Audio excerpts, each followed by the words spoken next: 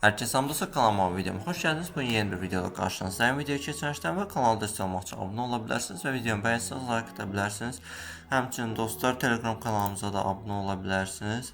Gördüyünüz kimi burada səhim və kriptovalyuta alış siqnalları paylaşıram. Böyük pullar qazana bilərsiniz.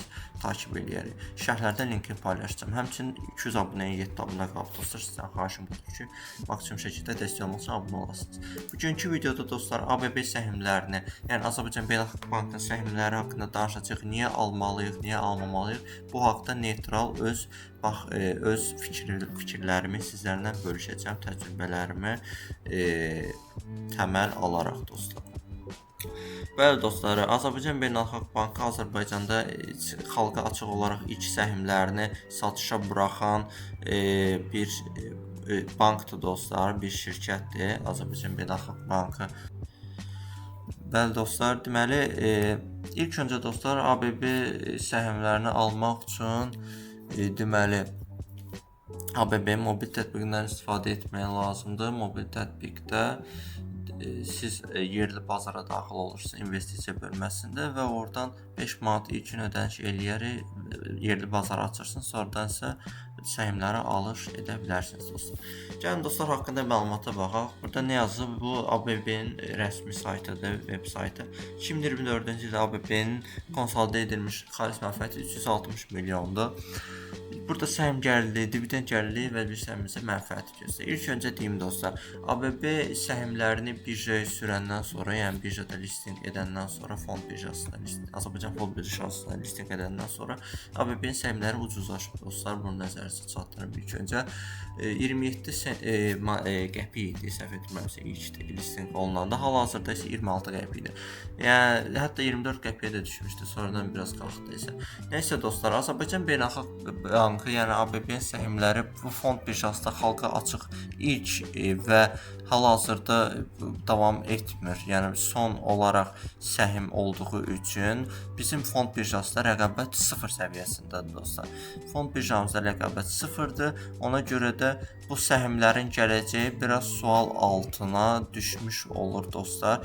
Yəni əgər rəqabət yoxdursa, insanların həvəsi də yoxdur səhmləri almağa, bir mənfəət götürməyə, bir ümidləri və həvəsləri daha aşağı olur dostlar. Bu mənfi cəhətləridir. Yəni istəyirsiniz birinci mənfi cəhətlərdən başlayaq. Yəni səhm dəyəri çox az artır və rəqabət olmadığına görə də gələcəkdə o qədər potensial görünmür dostlar bu səhmlərdə.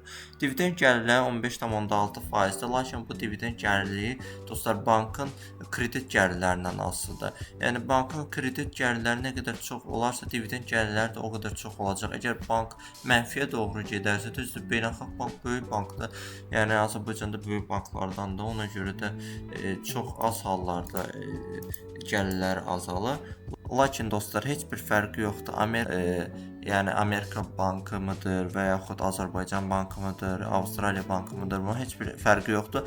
Bank sektorunda dostlar zərərlər qaçınılmazdır və bu müasir dövrümüzdə də bank sektorları daha təhlükəli vəziyyət alır. Yəni bu riskləri öz yerində mənfi cəhətləri belə, yəni dividend gəlirləri ödənilir dostlar. Yəni məsələn banklarda normal faiz gəlirləri 9%-dirsə, burada dividend gəliri 15,6%-dir. Bu cəhətdən sərfəlidir dostlar və gördüyünüz kimi artıb dividend gəlirləri. Bu bir müsbət cəhətdir.